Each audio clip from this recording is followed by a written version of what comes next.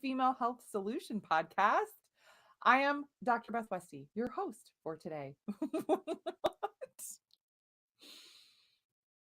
I don't know if we want to use that one. I'm going to keep going because I don't know why I do weird stuff sometimes.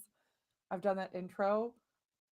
I don't know how many hundreds of podcasts I've done, but okay. Decide to flub that. Cool, cool, cool. Moving on to endocrine disruptors.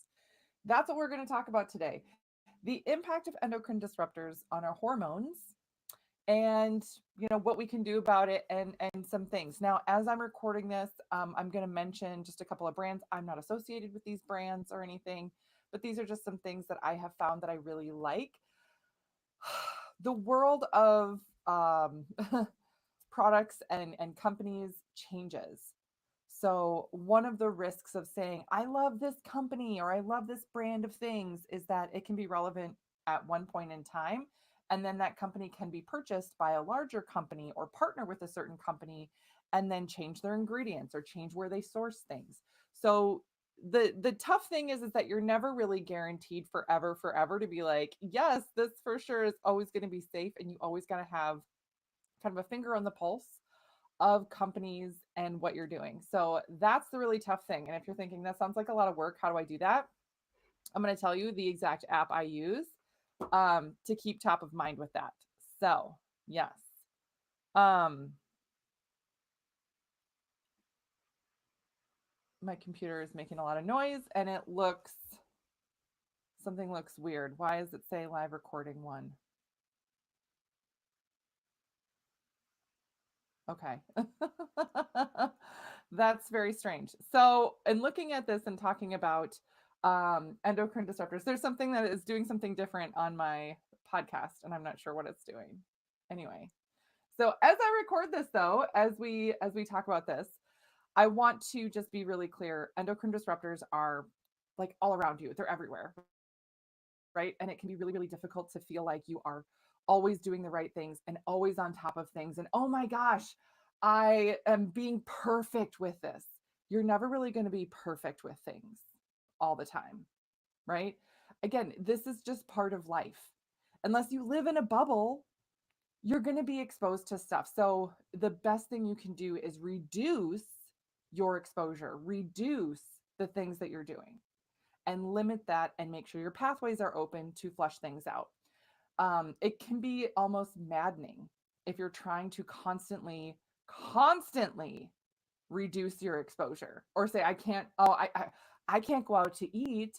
There's going to be endocrine disruptors there. And for reference here too, endocrine disruptors, these are just chemicals that disrupt how your hormones are produced, converted, utilized, how they work, right? That's what endocrine disruptors are. Hormone disruptors are bad things that are bad for your hormones.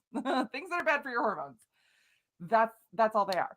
So if you are looking at this and saying, "Oh my gosh, I've got a busy weekend coming up. I'm going to a graduation party. I'm going to go to a baseball game. I'm going to so I'm going to be getting in a car and driving around, and I have to stop and get gas. And I'm going to stop at the store, and I've got to buy snacks and this and this and this, and I have to do X, Y, Z. And I'm going to go, and there's going to be people sitting next to me that are wearing perfumes, and I'm taking an Uber, and there's an air freshener in there. Are these all endocrine disruptors? Yes. Are you like, oh my gosh, I have to stop what I'm doing so that I don't get exposed? That part of this is just life, right? And I like to think about what is going to be the biggest exposures for you and what is going to matter the most. I am not worried if I'm going to take an Uber for 20 minutes and be in a car for 20 minutes and there is an air freshener in there. Okay, right? Not a big deal. I'd be more concerned if I had an air freshener in my house that was releasing these chemicals that are bad for your hormones, right? I'm not as worried if I travel and I have to stay for a night in a hotel or something, right? I'm staying in a hotel overnight, okay, and the hotel, and I have to use the hotel shampoo and conditioner and soap or something like that. Oh, there could be endocrine disruptors in there. Yeah, but that's okay. Like, I'm okay with that. That's not a big deal. That's not a big deal. Where it is a bigger deal, again, is in your own home. What are you using on a daily basis? What are you using 95% of the time? What are you exposed to? I'm more concerned with your mattress, your sheets, those types of things. Do you have a mattress that releases and off gases toxic chemicals? Because you sleep, I mean, hopefully for 8 hours a night, you're spending in that bed. That's a lot of hours built up over the span of a year. What detergents are you using? What soap are you using? Dish soap, things like that. Those things really, really, really matter. So look at what you're exposed to the most. What is around you in your home or even at work. I had somebody who we were working on her detox pathways, hormone regulation, all these things. She was doing really, really well. And then the office that she worked in was doing a bunch of remodeling. And she's like, okay, I have to move out of my office space for like 2 months.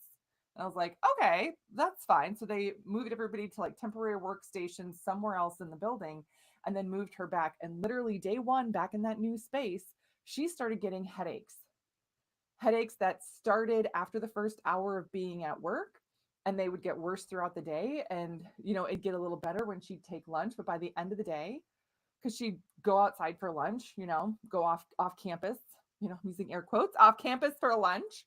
But when she would come back, it would start right back up again and get worse at the end of the day. Like she'd have a hard time driving home because her head would hurt so bad.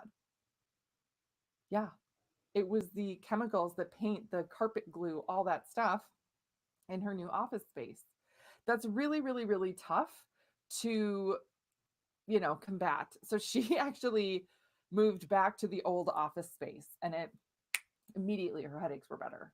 Immediately her headaches were better. Yeah. Mhm. Mhm.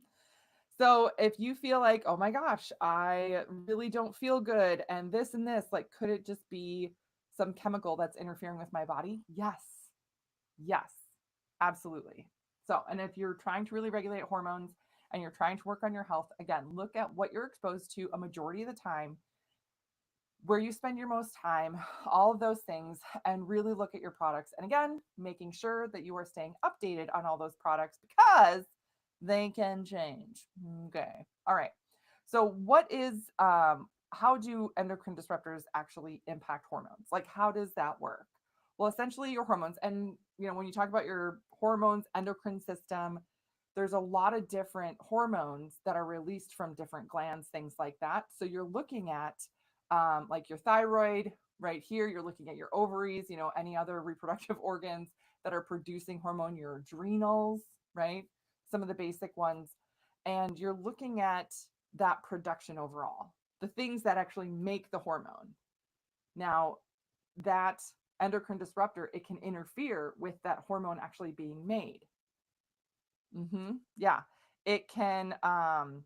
And then what does that hormone do in the body? The hormone travels through the body, and then on your cells, there's certain receptors, and that hormone travels around and then has to land in a certain receptor overall. So the endocrine disruptors can actually block that receptor so it can't fit in there, right? If you're, thinking of this, an easy visualization is a receptor would be like a baseball glove, and the hormone is baseball moving around your system. And if the baseball glove is open, ready, right, it can, a baseball can land in the glove, and there you go. But if there's a endocrine disruptor there that's blocking that receptor, it's like somebody tied that baseball glove shut, and now the baseball can't get in there. That's a way that endocrine disruptors can impact the body. It can overstimulate or inhibit even the release of those hormones. It can interfere with how those hormones are processed, right? Because then when you talk about that receptor, then the cell does something or whatever. But what about hormones that are not utilized, or how your body processes things out? Especially when we talk about estrogen, I've mentioned this before. Estrogen goes through 3 phases of detoxification. Phase 1 and 2 are in the liver. Phase 3 is the gut. And endocrine disruptors can get in the way of that step-by-step process, meaning it won't go 1, 2, 3 out of your system with estrogen.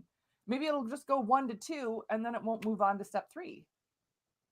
Those are impacts of endocrine disruptors. And for a lot of a lot of women that experience estrogen dominance, excess estrogen in their system, this can be a factor that drives that estrogen up because it's harder for your body to process it out if there's endocrine disruptors present, if there's something getting in the way, right? Um, so most people will notice, oh, it's my cycle is bad, or I'm having all these other hormonal symptoms. I have hot flashes, I get headaches, I have skin issues, something like that. And that can really tell you that, yep, there is definitely an endocrine issue here overall. So those are things to keep in mind. Now, making sure you're eating, healthy foods, pathways are open, getting a Dutch test is really helpful overall too, to see what your hormones are actually doing. But you really have to go through the work of looking at your products, looking at what you're using and most of the time. And is this something that your system is going to be able to process out really well, right? We even look at things besides just a Dutch test. We actually look at even a genetic test that talks about how well do you detox? How well do you methylate? How well is your system just naturally genetically going to process some of this stuff too, right? So those are important things. Now, getting onto products, when we look at products, one of my favorite apps that I'll show you, it's called EWG Healthy Living. Again, I'm not associated with this app. I'm not associated with this company, nothing to do with them, but this is just a helpful place to start. So EWG Living, it looks like this, it's green, and you can search any product. There's even a place where you can scan a barcode. Oh, that's, you can scan a barcode if you're at the store and you're like, oh, I'm not sure about this. What are they going to rate it?